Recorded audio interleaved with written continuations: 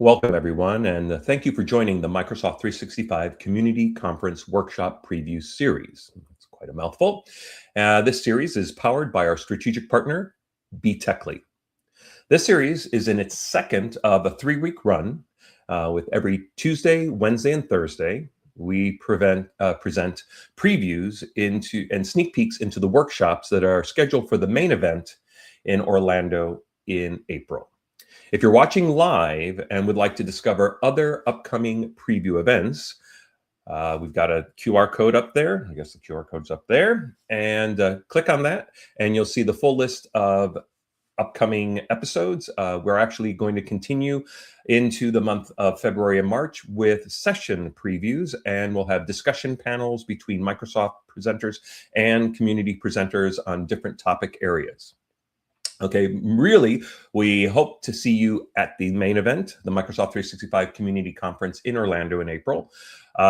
Today is the last day to use a very special $300 discount. It's N300. N300. You'll need to use that today as the code expires today, and that will save you $300 off your registration for the event. And now, without any further ado, I'd like to introduce our presenters. First, we'll have Adam Deltinger, Microsoft 365 Service Owner at Esa Abloy, and Vesa Noppinen, Microsoft MVP for AI and Microsoft 365, AI and Native Future Work Principal Consultant for Solava MEA.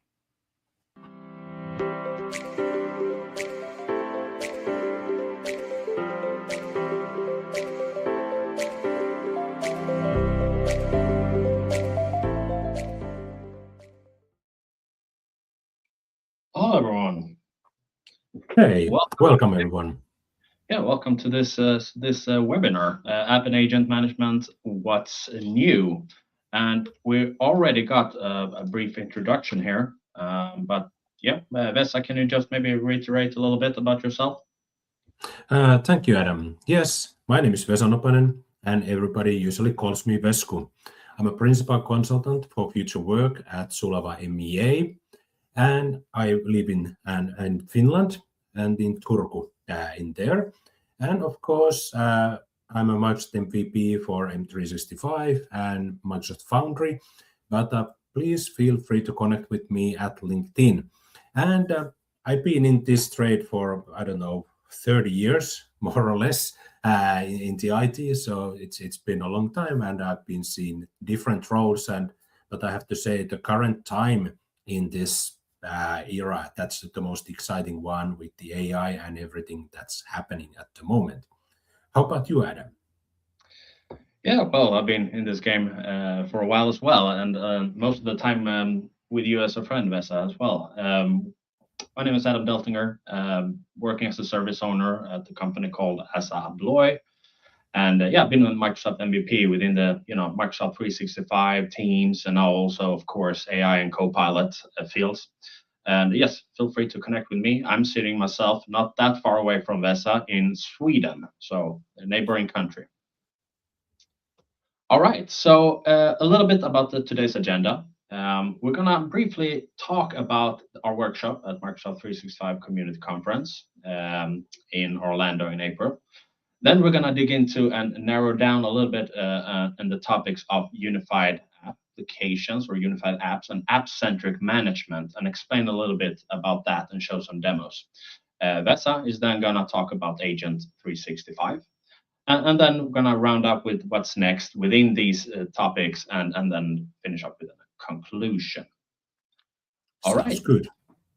Yes. So, of course, this webinar is a sneak peek of our joint workshop, Do Collaboration Right. It starts with the admin that we're gonna do on site on the conference in Orlando in April. And of course, we will talk about a lot of different things here. We're gonna do it on the Friday on April 24th. Full day. We have target audience. Could be a lot of different people, but we would say Microsoft 365 administrators, service owners, IT architects, and of course collaboration leads.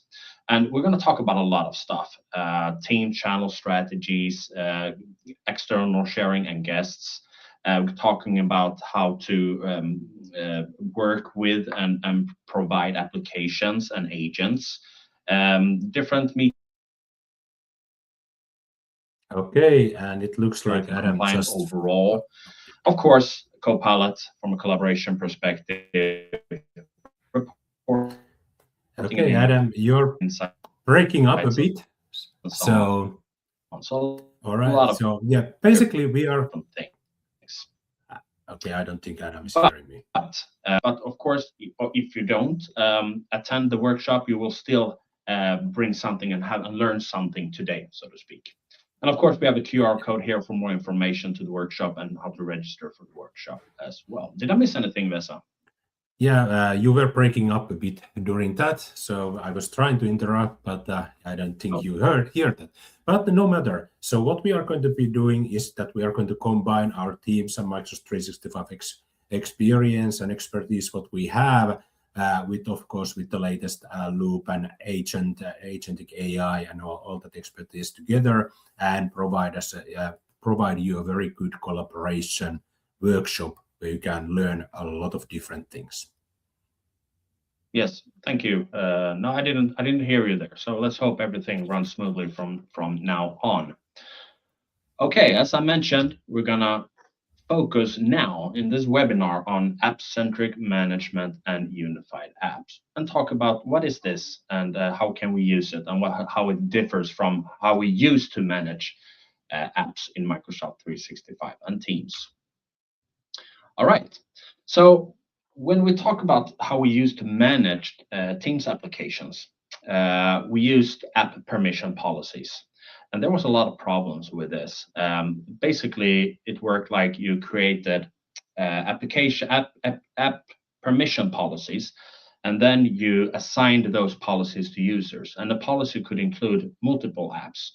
And the problem with this that it worked pretty well in very small organizations. With mid and larger organizations, it quickly become very tedious to manage for administrators. So the main reason for that a user could only actually be assigned to one single policy at any given time. So if you decided to, add a few apps to a policy, and then one user needed an additional application, you had to either add that app to that policy, but there might have been more users that have been assigned to that policy. So now you have to now we have to create an additional policy and then add me there, and so on and so on. So it quickly became very tedious to manage. But that's history, so to speak. Now, or most organizations will have something called app-centric management that has been now replacing the app permission policies. So instead of assigning apps per user within a policy, you basically assign users and groups to the applications themselves on an app level, so to speak. And every app can have 3 different availability options. And as you can see here, the everyone is an option, so everyone can use this application.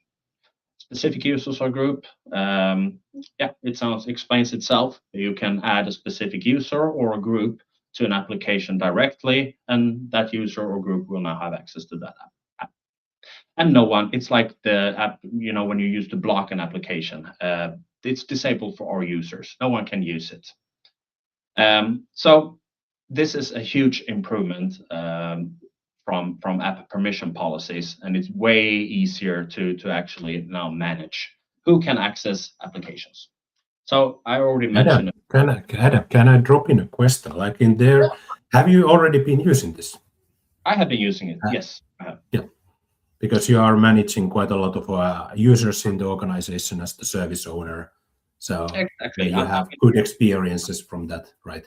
Yeah, we're I would say, fairly large organization, right? So what we did, instead of we saw quickly that, we can't spend all this time managing all these different kinds of policies. So what we did when users requested Teams apps, for example, then we basically did an assessment to say, can we publish these applications to everyone? Is this application or this app okay to publish to all? And then we would just basically do it in the org-wide policy that applies to everyone that aren't included in a custom app permission policy. So then we kind of got around having all of these different policies, but it wasn't really good, because you don't want to publish apps to everyone. You want only the users that actually needs the app to have access to the app. But with app-centric management, we can get around this very easily. So as you say, benefits here, granular and clear access control is one of the big benefits of app-centric management. Also, actually, the propagation time, because app permission policies took a while to propagate. So you had to wait, and the users had to wait to being able to access their app. And now it goes actually almost immediate, the change itself, so they can access the app almost immediately. And of course, yeah, I mean, for the admins, right? Easier administration. I would say very easy to administer. And I will show you here in just a second. I will show you what it looks like also. This is, I would say, finishing rolling out in February next month. So I think most organizations today have switched over. So this should be something that you have already today, but there's different phases of rollouts. So there might be a risk that it hasn't hit yet, but otherwise it will very soon. Before I go over and kind of demo a little bit, I want to quickly just mention unified app management as well. So when we're talking about app management and Microsoft 365, there have been a little bit a tedious thing that when you manage Teams apps, you go and do that in the Teams admin center, and everything you do there is only solely responsible for Teams. And some apps do actually work in other aspects of Microsoft 365, like for example Outlook. We have the Copilot apps. It could be in the Word applications or in the Office applications and such as well. But then when you do this from the Teams, or did this from the Teams administrative center, it only hit for Teams. Okay, and then you had to go to the Microsoft admin portal, go into integrated apps, and then do the settings there if you want this app to be available, for example, in Outlook as well. So it could be different settings as well. The org-wide settings could be different, and there's no synchronization in between until now or soon, because either of my tenants actually have this, but I know it's on its way. It's different phases as well. They begin to roll out in tenants that hasn't done any kind of custom settings and such, and then it's gonna start different phases up until June of this year to roll out. So it will come shortly. The good thing about this that now they are in sync. So when you do something from the Teams admin center, you configure the availability of an app, it will automatically sync over to work in the other host applications this app does work in as well. And if you do it from the integrated apps page, it will synchronize to the Teams admin center. So it was a really a hassle, or is today actually a hassle, because they are different and you have to use two different portals to kind of complete a configuration of an application. All right. So with this, I'm actually going to do a quick demo of this, what I've been talking about. So I'm going to quickly go over and go into my browser here. And I hope everyone can see.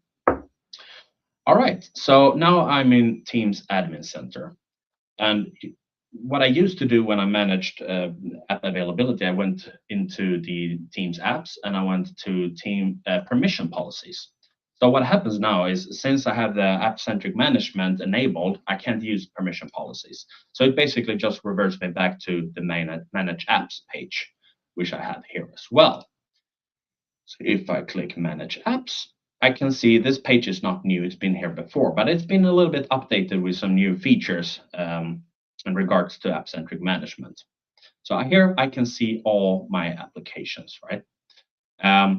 If I go to Actions up here and go to org-wide settings, I can see here that I have enabled all Microsoft apps to be available by default, and all third-party apps disabled by default. So by default, no one can access any third-party apps in this organization. And that's a quite common configuration, I'd say. And what I can do here, if I go to the 123 Note Taker AI app, for example, I can see this a column here called Available To. And because I have the org-wide settings set as no third-party applications to be available, they are set as no one.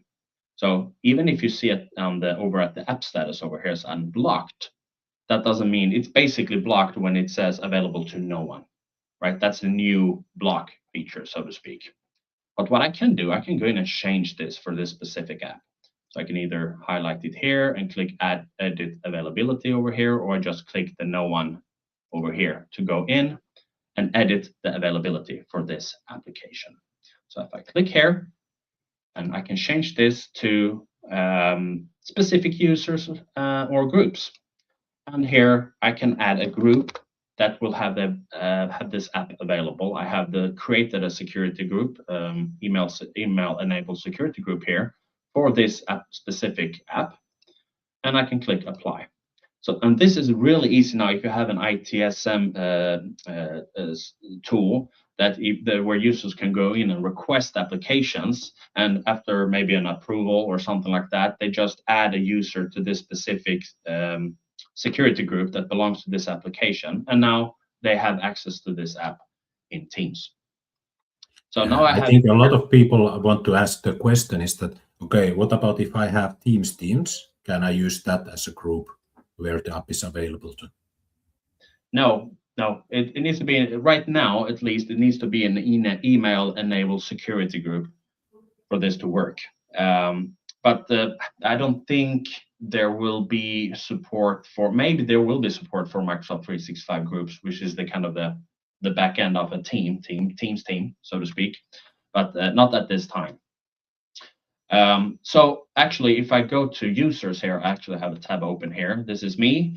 I'm part of this security group, right? So if I go to the tab apps over here, and actually I'll just do a quick refresh, I can see all the apps that I have available for me via the app-centric management. So I told you it was fairly quick. So now it's here. It recognized that I'm indeed part of the group that have this 123 Note Taker app available. And you can see it's available through a group itself as well.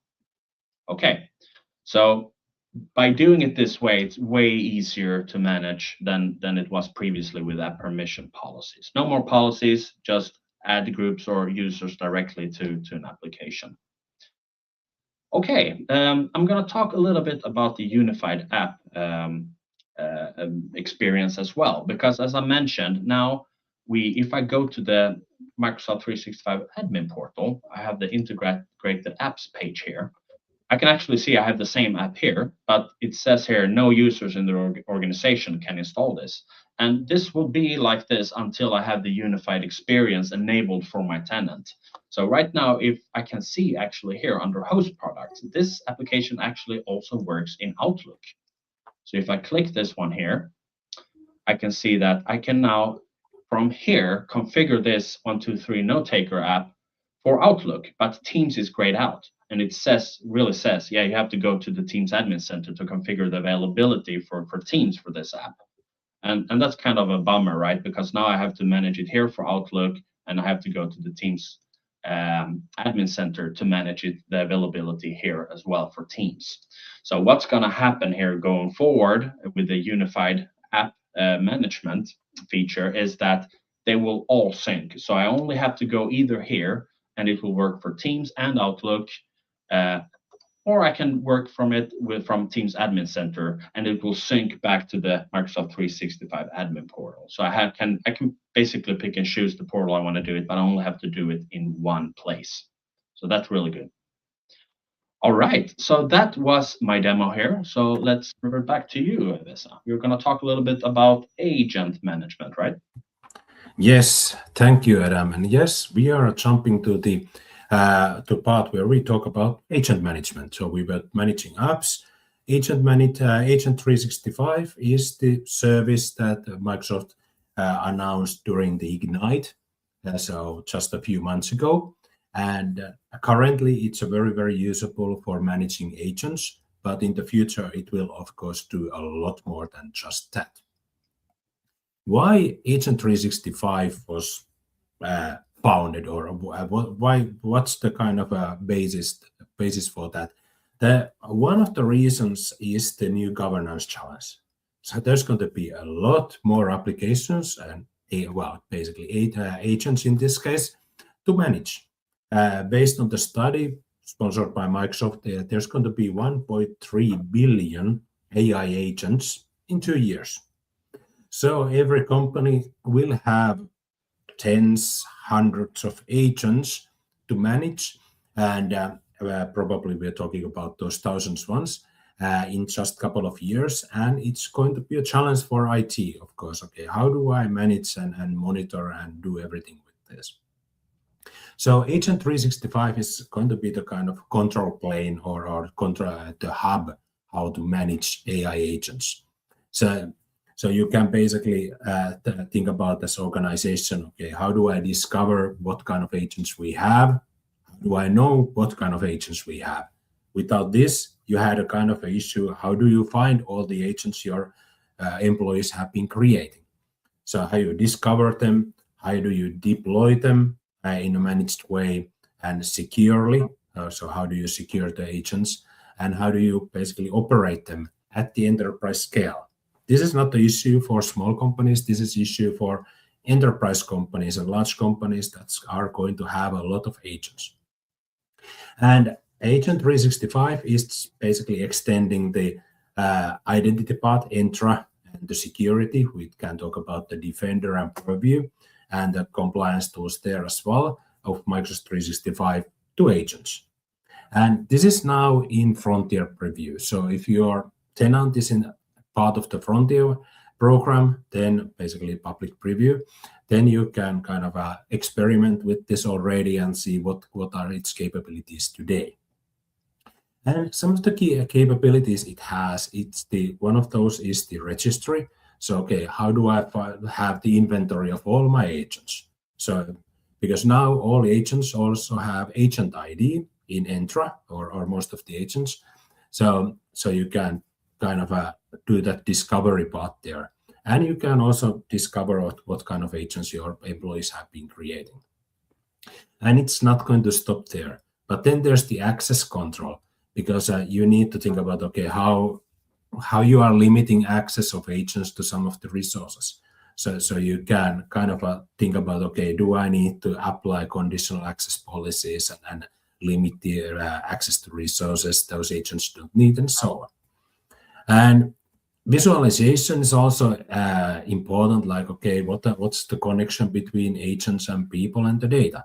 It's kind of managing the apps there in a bit. But in the future, there's going to be even more visualization capabilities. But now with the Purview, and so you can bring in the visibility through the threat management and so on. So you can start seeing through the audit log agent activities as well. And finally, the two lasting things is their interoperability. So you can, okay, how it's going to work with the other services. And this is about the tooling capabilities, like the model context protocols that are there. So you can kind of manage access to those as well. And of course, you want the security and compliance from the Defender and Purview. So you will want to kind of think about the data loss prevention parts and monitoring and detecting attacks and so on. So there's a lot of these that are going to be in this total big picture. Some of the features are not there yet, but some of them are. Because one of the features that's not there is the managing digital employees kind of way. So the agent templates that are coming, I haven't got them to work on my environment yet. But without ado, I'm going to jump to the demo part. So what we have here, let me just refresh to be sure, is the Agent 365. Of course, this is the admin view for the Agent 365. And the first thing you notice, it's going to answer the questions, how many agents we have. In this demo environment, we have 487, but that includes all agents, including the third party. And we have some of the demo users, and we can see who's been creating basically the agents in our organization. shared by the creator. So these are basically Agent Builder or the Copilot Studio Lite agents, or what has been published by the organization, and by a number of agents by Microsoft and the third party. And the agent platforms is, of course, an interesting one as well, because here we can see that it's the most of the agents we have are from the Copilot Studio Lite, the Agent Builder. It's still the old name is there. And then there's Copilot Studio created agents and even some SharePoint agents. And you can see some activity over time as well. And the other hero cards you can see are top actions. Is there requests for publishing agents? Not currently. Or are there agents without owners? Think about those agent builders / Copilot Studio Lite agents. When the person leaves, the agent is basically left without the owner, we can assign new owners from here and we can see that part. So this is already, or should be, helping the admins at this point. But we want to see the registry or inventory about all our agents. So we have almost 500 agents here, and we can dig in to each of these. But I really like the map view. This is a much more visual. I have a bit of zoom here, so it may not be that visual, but I can already see that, okay, we can see there's some SharePoint agents. Interesting, that shows 5 and there was 8, so perhaps some were deleted. The 24 from Microsoft, and other agents, we are not interested about those, but there's 39 created in Copilot Studio that are currently here, and 156 in the Agent Builder or Copilot Studio Lite. So we are seeing some of the deleted agents in some numbers. So if I start to zoom in, I can see different names here. So let me just quickly find the, let's go I think it was ERD, and let's see, no, it was not.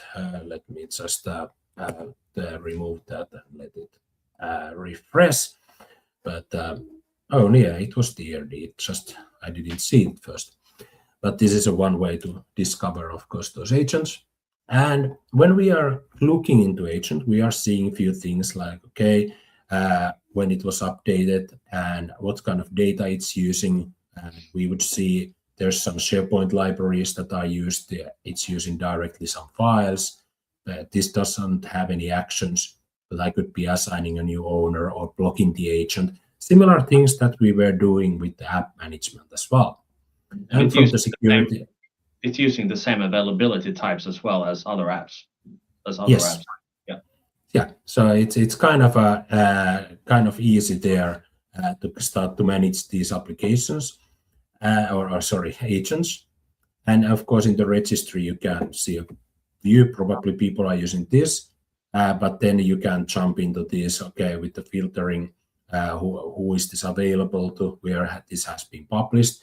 So this is available in different places, not just in Copilot or in Teams, but these are also available through other places, and the platform where it was built on, and so on. So you can discover your agents quite easily, and you can even pin some of those.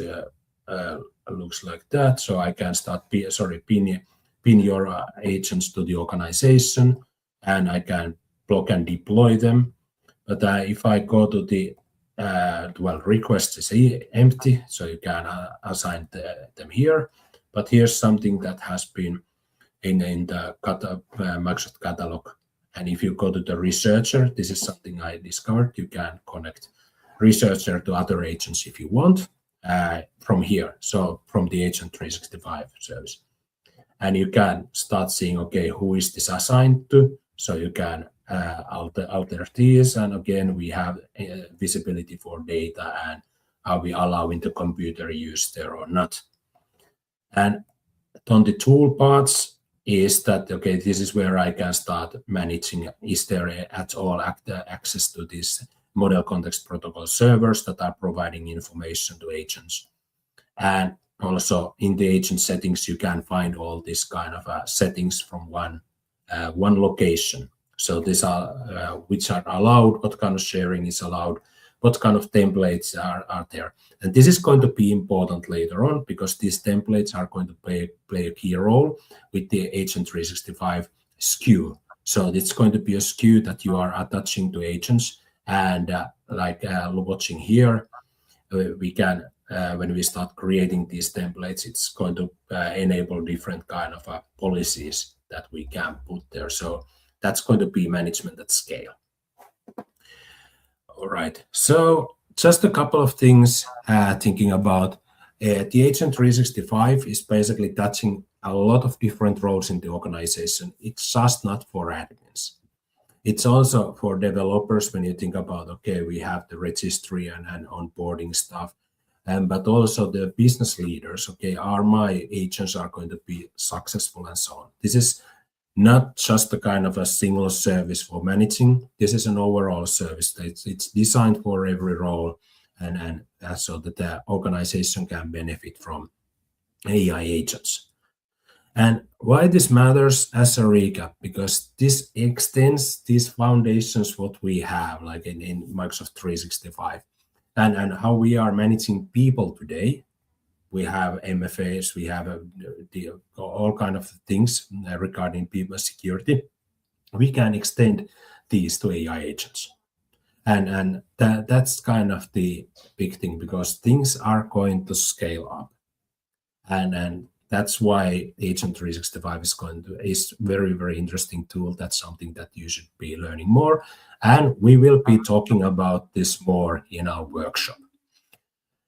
So just a few things. What's next for apps and agent management is that apps and shared and private channels are rolling out. So basically shared channels is there and should be more or less in place already. And private channels is getting those apps, so you might be seeing these on your tenant already. But there's going to be a couple of usage reports. In the admin center, you can already see that in preview, is that you can track about agentic usage. But the agent dashboard for in Viva Insights is coming in February, March. So that's where you can put to the Copilot dashboard. That's the first one. And then you have basically an agent dashboard. So you can, when you can give out these permissions to more users than admin center permissions usually, then you can kind of start tracking about the agentic usage and think about your adoption and change management to get people using them more. And of course, then there's going to be that Frontier and Microsoft agent user request approval flows. And this is also connected to this Agent 365. So you will have approval flow when somebody is asking for the agent. I think we are getting close to time. So of course, please do sign up to our workshop. That's going to be on the Friday at Microsoft 365 Community Conference at Orlando. Yeah. And so on my part, I think I'm just going to say thank you. And unless, Adam, you had questions you want me to answer quickly? No, but for the sake of time, I think we skipped that. But yeah, I think Microsoft have done a lot in regards to the availability of creating agents and stuff like that. And now they're kind of, yeah, they have a long journey of kind of make us have an easier way of managing all the agents we created.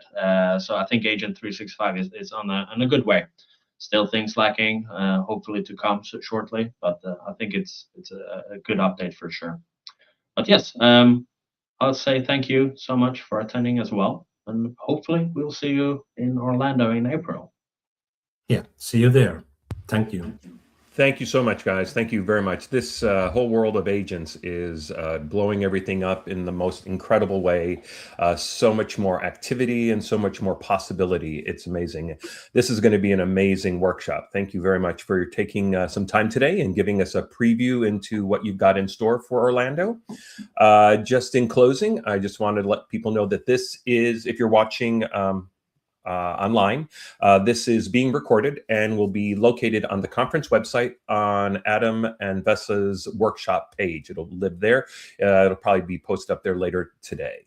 In addition to that, just a reminder, use N300, the discount code N300 by the end of day today to save $300 off your registration.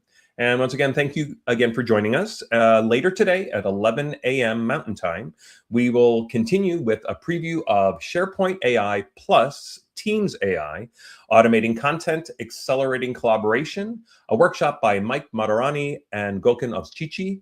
Have a great rest of your day, and hopefully we'll see you in Orlando. Take care.